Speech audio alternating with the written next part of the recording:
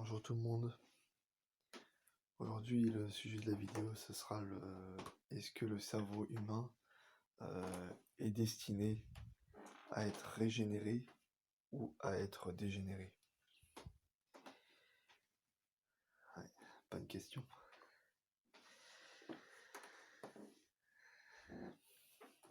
Dans une vidéo, je vous avais dit que quand il n'y avait plus aucune énergie sexuelle qui parvenait au cerveau,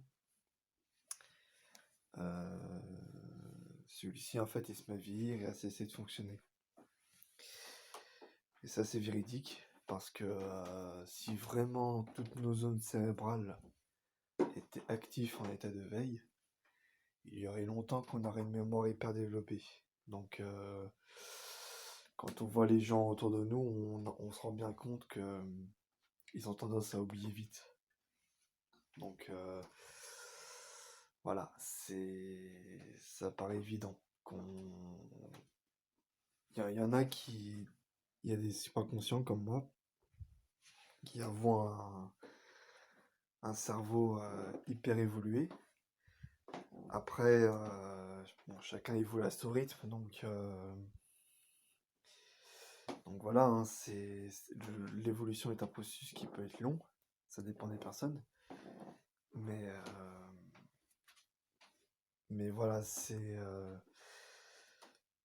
comment dire,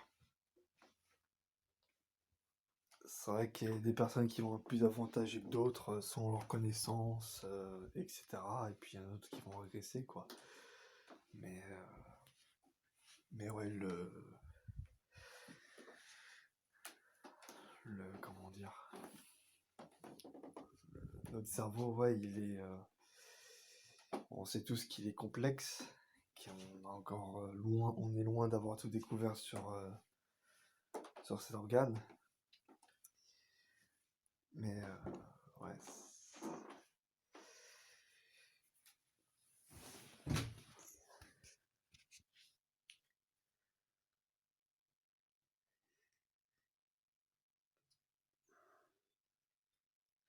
Sinon, ouais, à propos du cerveau, bah, qu'est-ce que j'ai d'autre à vous dire?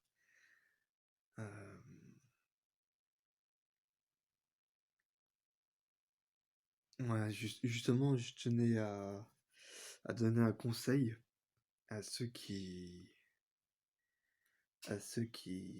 sont éveillés. Après, vous faites ce que vous voulez, mais le conseil que je pourrais vous donner, ce serait d'utiliser vos facultés supranormaux très régulièrement. Voilà. Parce que comme si vous avez vu ma vidéo, j'avais dit que dans une vidéo que j'ai postée, que qu'à chaque fois que vous utilisez un pouvoir supranormal, il y a des fragments de votre énergie Kundalini qui passent à travers certains canaux d'énergie, donc les nadis, et ça active des zones de votre organisme ou de votre cerveau. C'est aléatoire. Mais j'ai bien dit des zones. Il n'y a pas qu'une zone, des zones. Donc plusieurs zones. Donc c'est ça que l'avantage qu'on a quand on est super conscient, c'est que on devient quelqu'un d'amélioré au niveau psychique. Voilà. Et ce que je vous dis là, c'est pas des bêtises.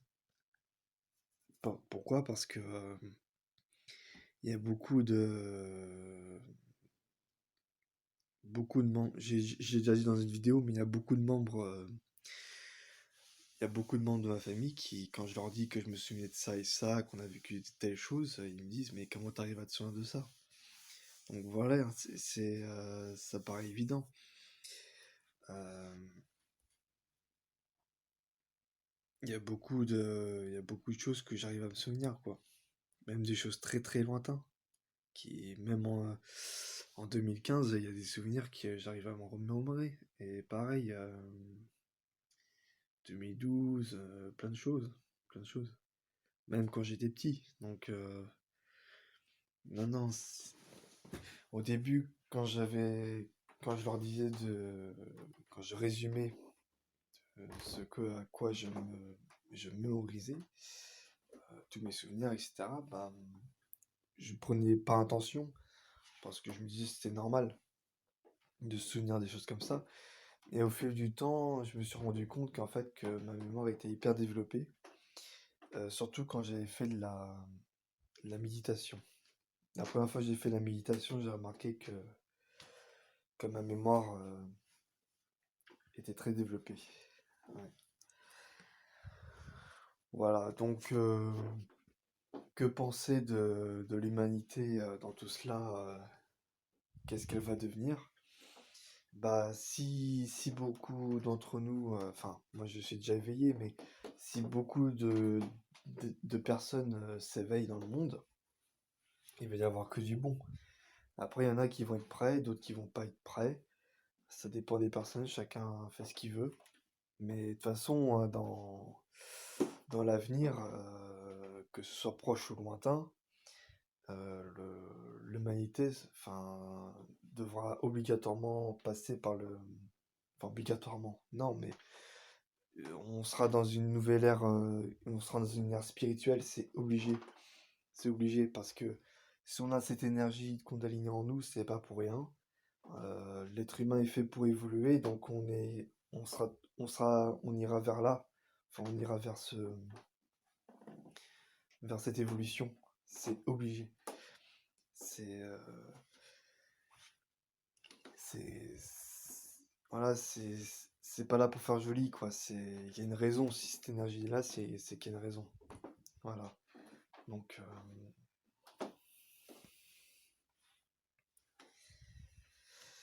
voilà. Je crois que j'ai un peu tout dit sur cette vidéo. Euh,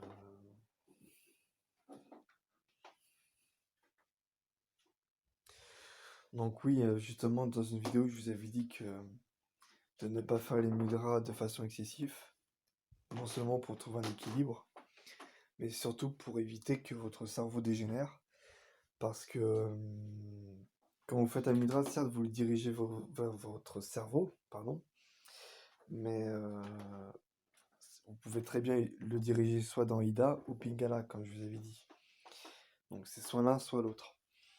Et si vous faites un mudra et que vous utilisez que votre hémisphère droit, par exemple, qui correspond à Ida, vous allez certes développer des perceptions extrasensorielles, parce que votre hémisphère droit sera très développé, mais du coup, vous délaissez votre cerveau gauche, et du coup, la mémoire et l'activité intellectuelle diminue. Si vous, si vous délaissez cette partie du cerveau, c'est pas bon. Donc, non, il faut, comme j'ai dit, faites des mudras, mais pas de façon excessive. Voilà, c'est pas pour rien que je vous dis ça, c'est tiré d'une expérience. Donc, les mudras, c'est bien pour dénouer les nœuds, les granthis, pour les utiliser pour guérir notre corps, pour la santé, tout ça, c'est très bien. Mais après, il faut un juste milieu. Il faut pas faire avec excès. Voilà. Donc, fin de la parenthèse sur ce sujet, sur les mudras. Mais, euh, mais voilà. Donc, ouais, si nous les êtres éveillés, on espère qu'une chose, c'est que ce monde puisse évoluer, que l'homme puisse évoluer. Voilà. On espère le plus vite possible, même si on sait que ça va pas se faire du jour au lendemain. Faut pas rêver non plus parce que dans ce monde auquel les gens sont matérialistes, veulent acquérir de l'argent et des richesses, tout ça, croyez-moi, on est loin d'être au résultat de l'âge d'or, de l'ère du Verseau. Voilà, donc mm.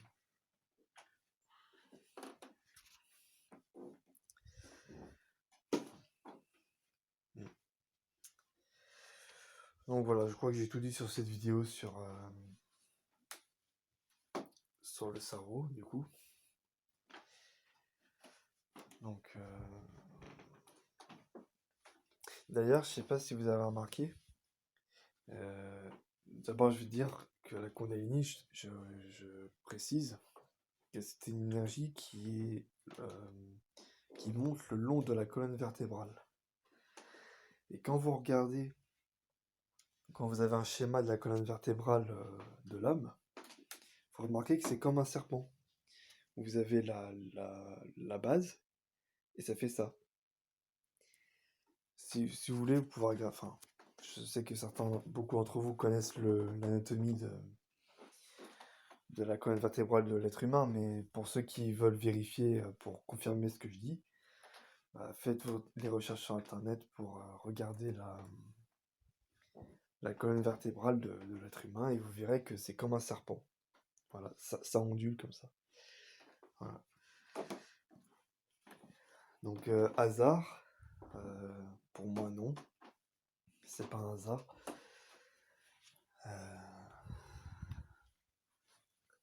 Ce serait trop beau pour que ce soit du hasard parce que c'est tellement bien structuré. Enfin, c'est une représentation exacte de l'énergie du serpent, justement. Parce que la Kundalini, c'est ça. Hein, après, c'est symbolique. Mais la Kundalini est symboliquement représentée par un serpent. Parce que justement, ça monte, ça, ça circule. Voilà.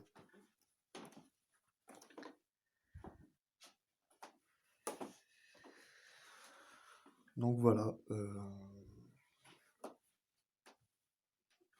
J'essaie de voir si j'ai pas oublié de vous dire un truc dans ce sujet-là.